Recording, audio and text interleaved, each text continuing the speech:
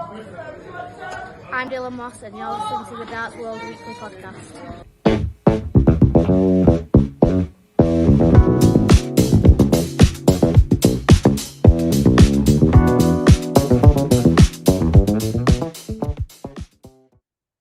Hello and welcome to episode 10 of the Darts World Weekly Podcast. My name is AJ Ermston-Toft.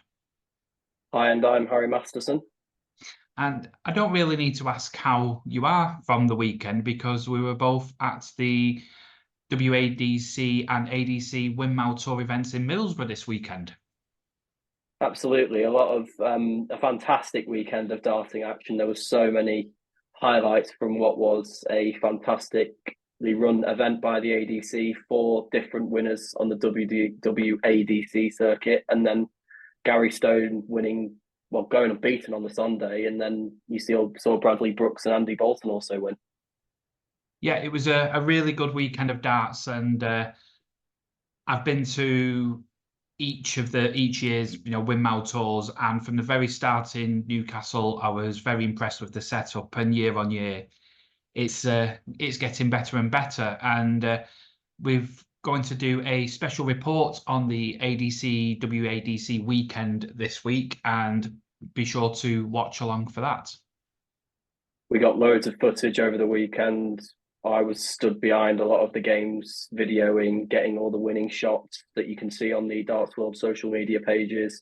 You and myself were both interviewing players as well, so lots of content for you guys. Yes, and it was kind of nice to be recognised by some people who may not know me as a dart player-ish. And there was a young lad, Dylan, who came up to me and said he enjoyed the show, and it was a nice feeling. And we had a quick chat with him, and that was put onto the socials. And a great kid, and looking forward to seeing more of him in the future. From watching Dylan over the weekend, his refereeing skills are definitely up there. All the matches were running very smoothly. Every game that he was marking, it was all perfect. And yeah, just a fantastic weekend, and props to the ADC for that. Yeah, another product of the Northwest dart scene. You can say don't mess with the Northwest because the Northwest don't mess. But moving on from that, obviously we have a lot of news coming up.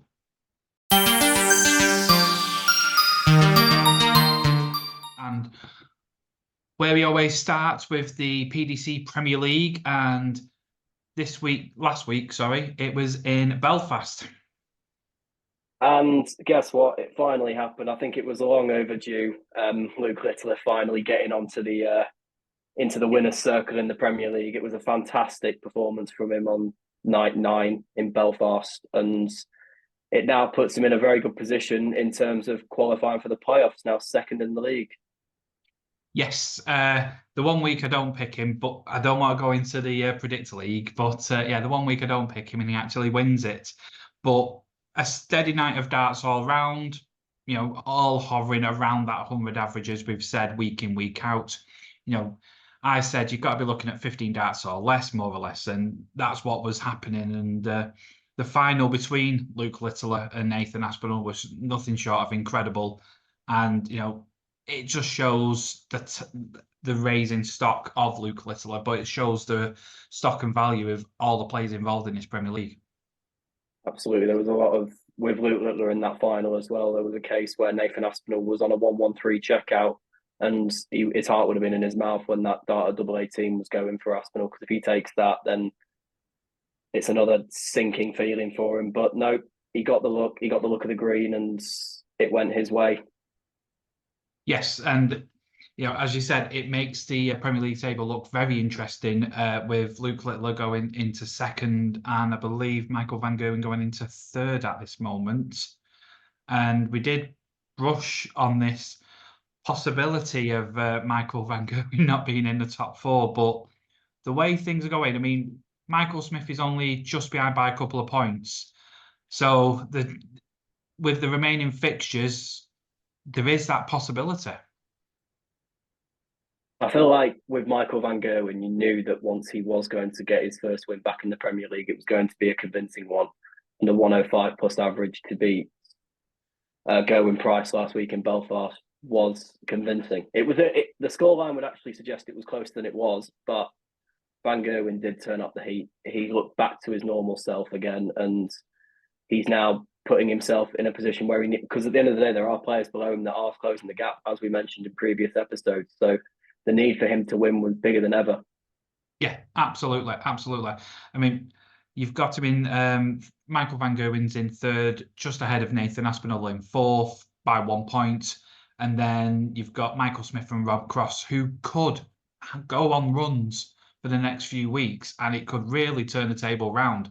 And as I said, I mean, I'm not saying it's really possible, but there is that mathematical chance that we could see an All-England semi-final lineup and without MVG.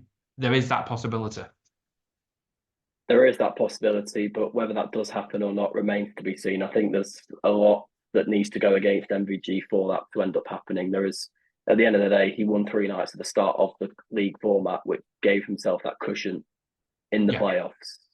And whether or not he does continue, well, he's not actually slumping at the minute. He returned to winning ways last week.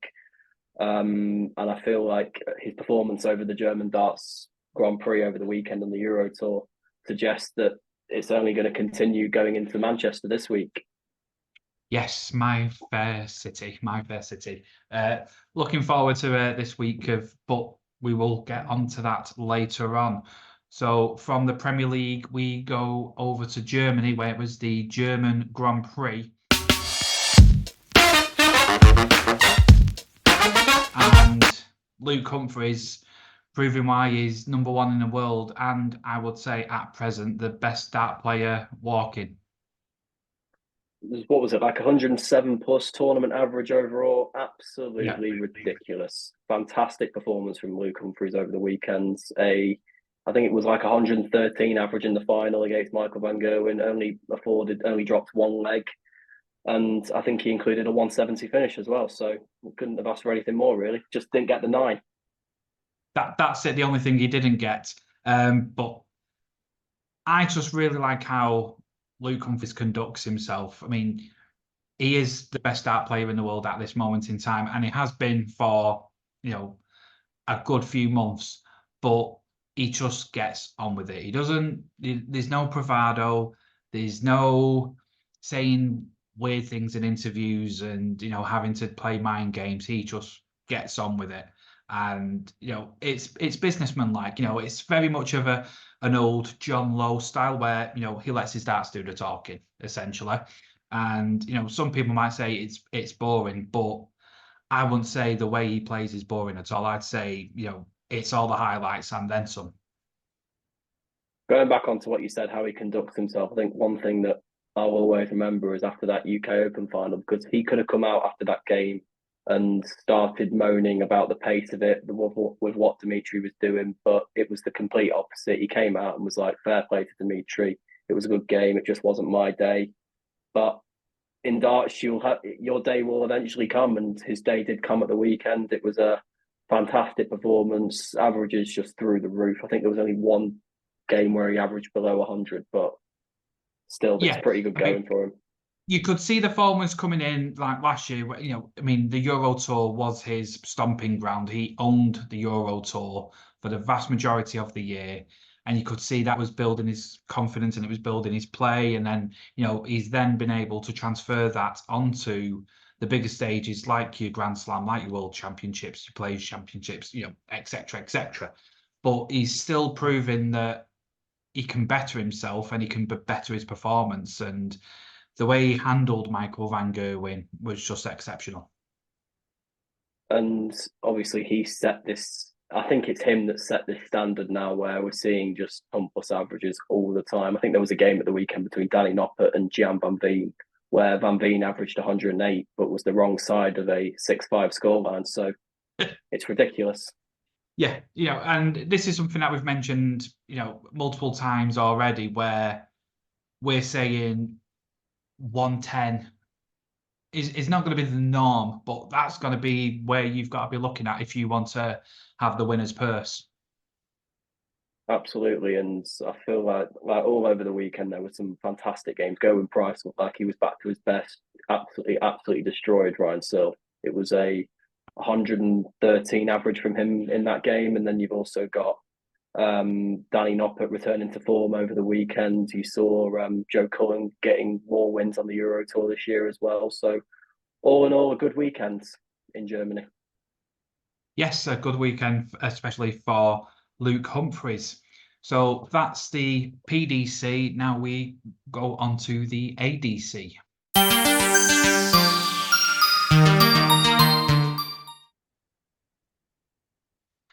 And as we said earlier in the show, it was the first weekend of the Winmau Tour for both women and men.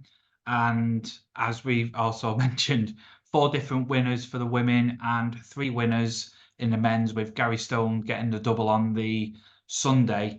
But as an onlooker, I've got to say, the setup is amazing. And again, we'll go into more detail on the special, but just in terms of the plays and the tournaments themselves, the standard was really good. Absolutely. In terms of the setup, I feel like that's always something that I ask all the players that are competing in the championship tours. What do they think of it? I think I spoke with Tony Wood just before the start of events 3 and 4 on the Sunday, and he always is in respect of what the ADC are doing. They've got the Winmau Blade 6 boards, which is what the professionals use on the PDC circuit. So you get in the state-of-the-art equipment. And in terms of the actual standard as well, it's just, and the pace of it, there's so many games. Like, I think I was watching, whilst being there on the Sunday, it was a case of you play your match and then you sit down, and then within 2 seconds, they're already calling you up for your next game. So it's literally on again, off again. Yes, there was at times it was a fast pace, and at times, it was just getting through the games. But, they're always trying something new. They're always trying to improve the whole experience for the players. And, when they're trying something new, there's always going to be teething problems. But I don't think that had a massive effect overall on the tournaments.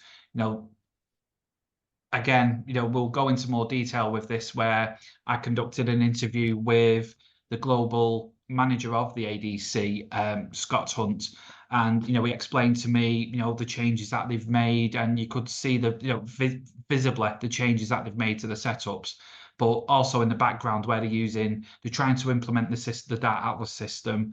And yes, there's going to be teething problems, but I think once they've ironed out them creases, if you haven't got a tour card, the ADC is where to go. And you've got the WDF trying their thing, and you've got various other styles of darts, whether it be online darts and things like that. But I think is a really good proving ground for them players to then move on to the Challenge Tour and then to the Pro Tour, or straight to the Pro Tour, like Adam Warner is an example of that.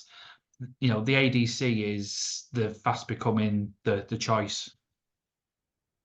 Absolutely, and you mentioned that the ADC are always looking to improve, always looking to further develop their idea. And with this year, it's a new look to the championship tours. This year, I think it's the same formats for both the men's and the women's championship tours. It's a case of the top 8 on the order of merit qualifying for the finals day in November at the MODUS Super Series. It's £1,000 now to each winner of the championship tours as well. So Gary Stone walked away £2,000 richer on Sunday. So I think that's what you deserve as well for going unbeaten in a very difficult field.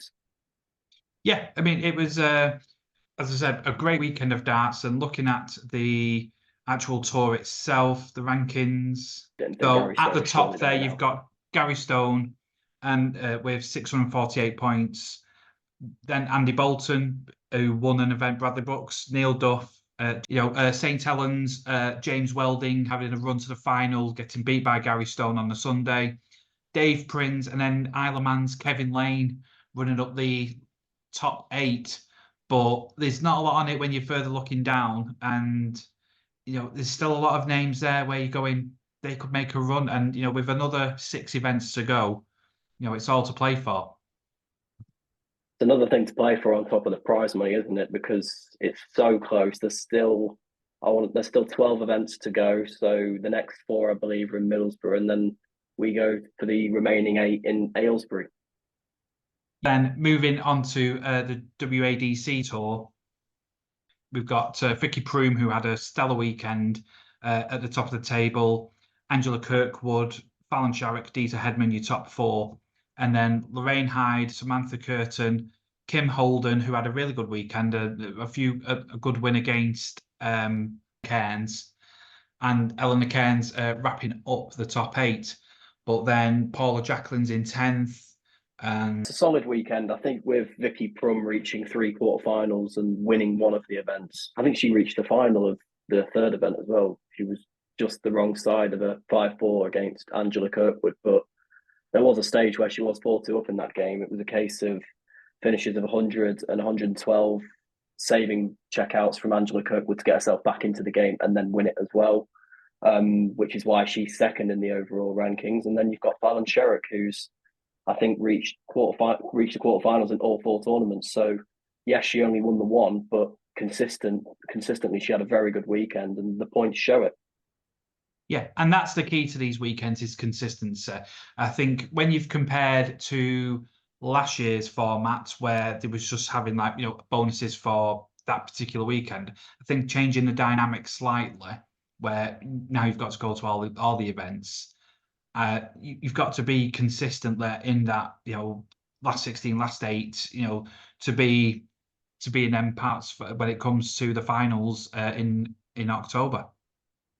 What do you make of the open format format that they've got? They've got because you're seeing like Fallon Sherrick and Dita Hedman drawing each other in the earlier rounds of the competitions. Whether that's a good thing or bad thing, I don't know. But I love it. I love it because I was speaking to someone about this at the weekend, where you can look at these anomaly draws where you've got 2 big names against each other, but by the end of the season, you're going to get the best players. And it doesn't matter if they meet in first round, quarterfinal, final, wherever.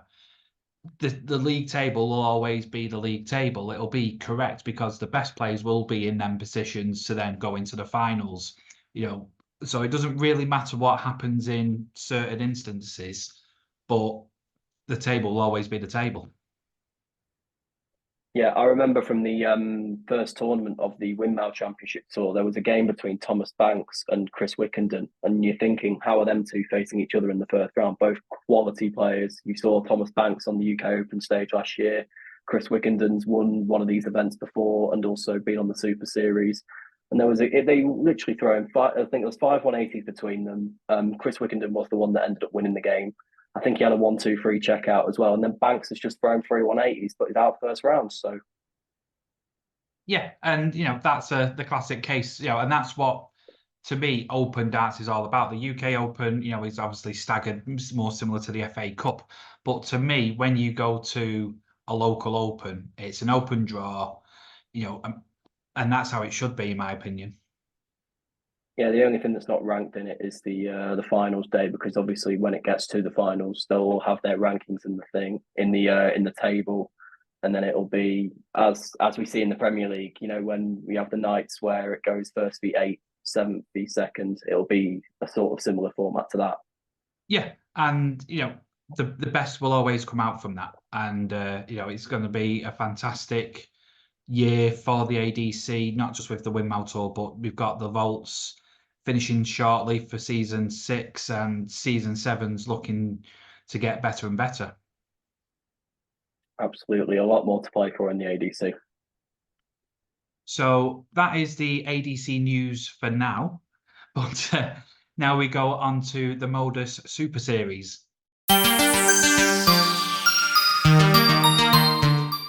And another fantastic week of MODUS Super Series action, with Dirty Harry getting the win. Back in Champions Week again, Andreas Harrison. It was a fantastic week for him. Didn't end up winning Group A, but a fantastic campaign in Group B to get into finals night. And then I think he lost out to David Evans in terms of finishing top, but then he gains his revenge on stretch in the semi-finals. I think David Evans was 100% in the Group B overall. Yeah. So bit unlucky in terms of not winning the week, but fair play to Dirty Harry. Yeah, and we've had a few discussions on this now, where the winner of Group A is having that rest period, and I think, you know, it's all dependent on the play. But I just felt with Andreas that he's one of them momentum players where he'll just keep carrying on, and then he'll just kick on from there. Whereas, you know, David Evans having that couple of days break, I think, you know, again, you're having to restart your engines, so to speak, and I think that just might have been the crucial difference there. So I think we knew with Andreas Harrison at the start. I think he had 117 average very early on last week, so the signs were already there that he was going to either be there or thereabouts in terms of challenging for the week. And in the end, he ended up winning the whole thing. So another top name going into Champions Week, and it's looking like a very tough field if you're going to be walking away from this series as the champion. So a good week of MODUS Super Series darts overall, but then you had the debut of Ashley Coleman, and I've got to say, I was mightily impressed with what I saw. Fantastic debut campaign for Ashley. It looked like he'd been in the MODUS Super Series, like he'd had a few campaigns there. The way he played, it was a strong showing from him. I think he finished third overall in the table, so definitely something to build on. And there was also, in that same group, there was a 9-darter from Jared Cole coming in the very last leg against Michael Bourgoin. Yeah, so, you know, it ticks off a lot of boxes on your bingo card for MSS, where you had high finishes, you had your 9-darter, you had, you know, a couple of scary games in the finals night. A thoroughly enjoyable weekend of darts. Absolutely. David Evans going 100%, Harrison throwing 117 average, a 9-darter. I mean, what more can you ask for from a week of MODUS Super Series? You should call it bingo week each week, because it ticks off every box. But that was the week that was, but we've now got to put our thinking caps on, because now it is the Predictor League.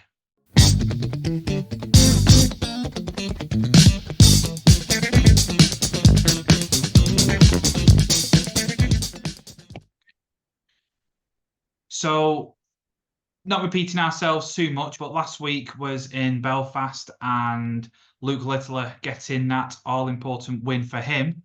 But what does that do for us? Well, for me particularly, it's a bit of a bobbins week. I had a bagel, no points at all wrong.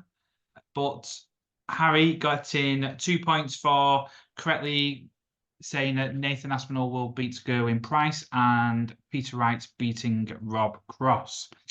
So, importantly, how does that affect the tables? Well, for the first time, Harry is now in the lead on 46, and I am on 43. And with only 5 weeks of darting action to go, it is still all to play for.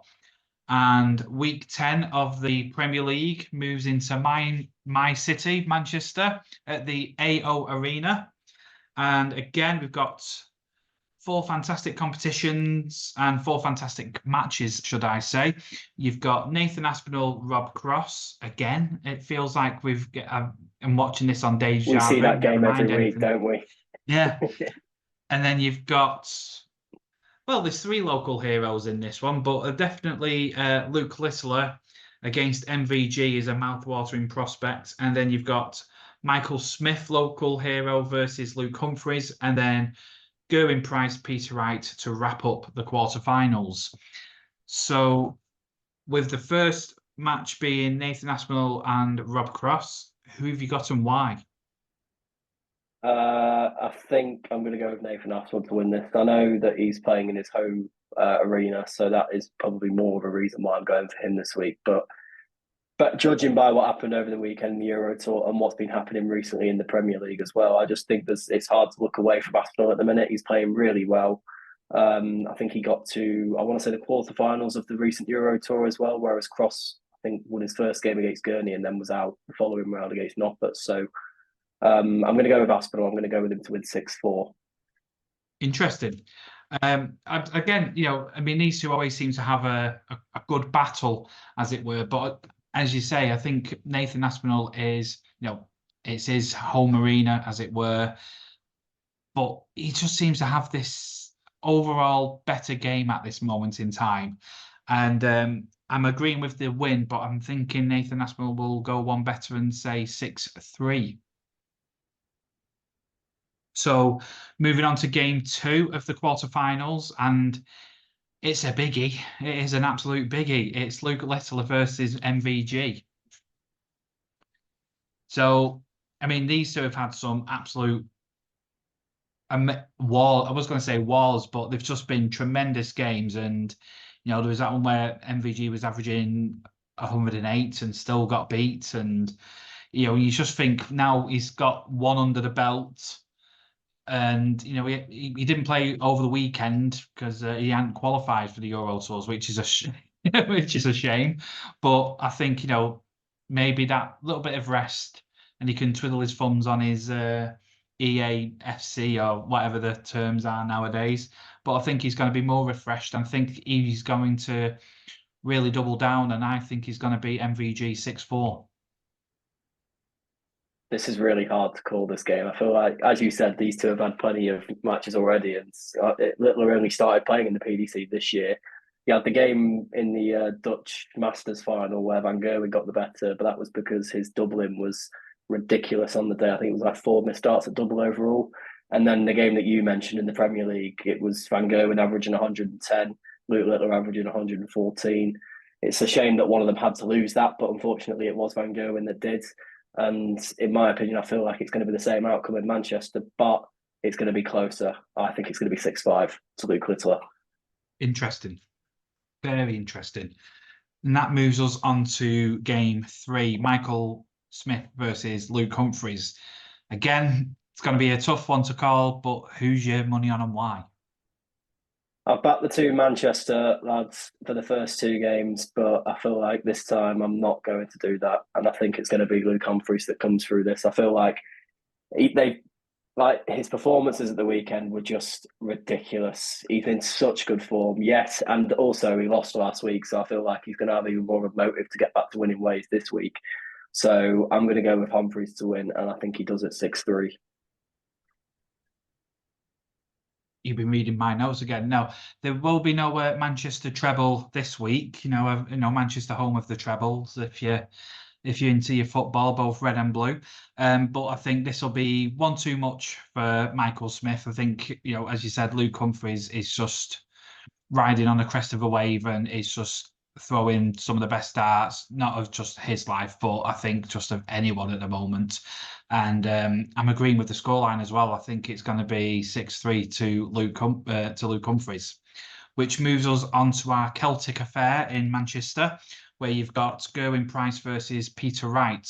And again, both players are, they're not in the best of forms, but they're still playing really well. I mean, in terms of the Premier League, they might not be in the best of forms. It's the bottom 2 playing each other. And, but they still, believe me, there'll still be pride in this one. And I think Gerwyn Price just edges it, but only slightly. I think 6-5. An interesting game. These two have literally just played each other at the Euro Tour. It was Price that got the better of Wright in that game. It was a breaker throw in the very first leg from Gerwyn, and then it was just holds all the way through, which ended up being a 6-4 scoreline in favour of the Iceman. And I feel like that's going to be the exact same score in Manchester. I think there'll also be a case of Gerwyn Price wanting to gain revenge on Peter Wright after what happened in, I want to say, Nottingham, where Wright got his first win of the campaign. It was against Price. So I feel like it's going to be the other way around this time, and Price will get the win this time. So that just leaves us with the weekly winner. And, for looking at the bracket of this week in Manchester, I say it every week, but, it's looking like a Luke final. It's going to be a repeat of the world final, isn't it? That's what I think as well, to be honest. But is it purple or is it blue? That's the only question. And I think now, and joking aside, I picked Luke Littler most weeks because I just felt like he was on the verge of doing it, and then the week I don't pick him, he wins it. But does the things happening 3 continue? And I'm going to put it's not much of a neck to put on the line, but I think Luke Littler doubles up to this week. It would make sense. I feel like it would follow the trend. You've seen Van Gogh win 3 nights in a row. You've seen Humphreys winning 3 nights in a row. I think you said it a little bit in one of the previous episodes that you could see another player just go on and win a load of nights in a row. And Luke Littler could be that player.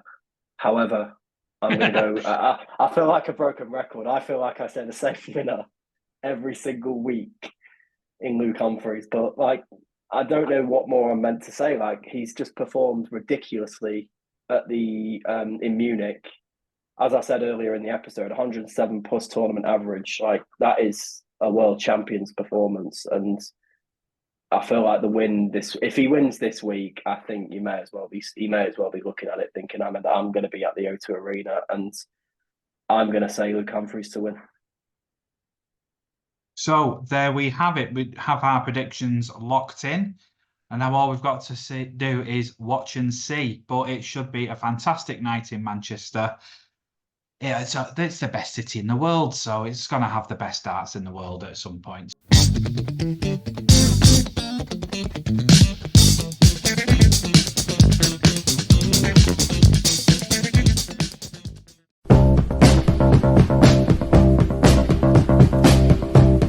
So we are on the open road and we'll see what events are happening this weekend. On Saturday, the 6th of April, you have the Prix Darts Open, the second one at the Prix Social Club, Martin Road, Middlesbrough. TS4 2PQ entries are available on Darts Atlas. And then moving on to the Langley Hall Ladies Open. This is Saturday, the 29th of June. There's only a few spots left in this Open. And winner £500, runner-up 200, semi-finalists 100, and 50 for the quarter-finalists. It's £20 entry, and that can be done via PayPal. And the details are there for the Langley Hall Darts Ladies Open, sponsored by Jay's Vapor Trail. And lastly, also this weekend coming up, the 6th of April, it is the Icon Darts Grand Slam, and that is at Q's Sports Lounge in Blackpool on Lytham Road, FY1 6ES. And again, entries are available via Darts Atlas, and this is sanctioned by the ADC. So again, another bumper weekend of darts, whether it be on the pros, on the ADC, or on the amateurs. Harry, it's always packed. So there's going to be plenty of competitions. As AJ mentioned, there are many competitions that are going to be going on over the weekend. And all I can say is very best of luck to anyone that is competing. Always a dartboard local to you.